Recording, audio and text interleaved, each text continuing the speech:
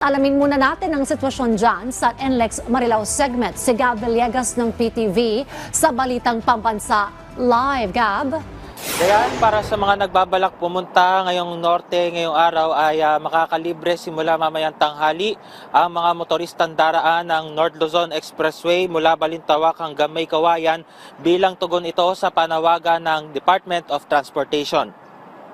Sa pahayag ng NLEX Corporation, mananatili ang temporary toll relief sa nasabing bahagi ng expressway hanggang sa muling mabuksan ang lahat ng 4 na lanes ng Marilao northbound.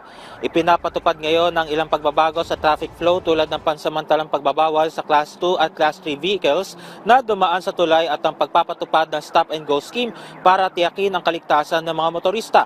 Humihingi rin ng paumanhin at pangunawa ang pamunuan ng NLEX sa publiko habang binibilisan na rin nila ang pagsasaayos sa tulay upang maibalik sa lalong madaling panahon ang normal na daloy ng trapiko sa lugar. Dayan, sa mga oras na ito ay nananatili pa rin maluwag ang daloy ng mga sasakyan sa magkabilang linya ng North Luzon Expressway. Maliban na lamang dito sa May Kawayan Interchange kung saan nakikita sa inyong mga TV screens na merong mabigat na volume ng mga sasakyan, ngunit nananatili pa rin patuloy itong daloy nitong mga sasakyan. At yan muna ang latest mula rito sa NLEX Balintawak Toll Plaza. Balik sa iyo, Dayan. Maraming salamat, Gab Villegas ng PTV.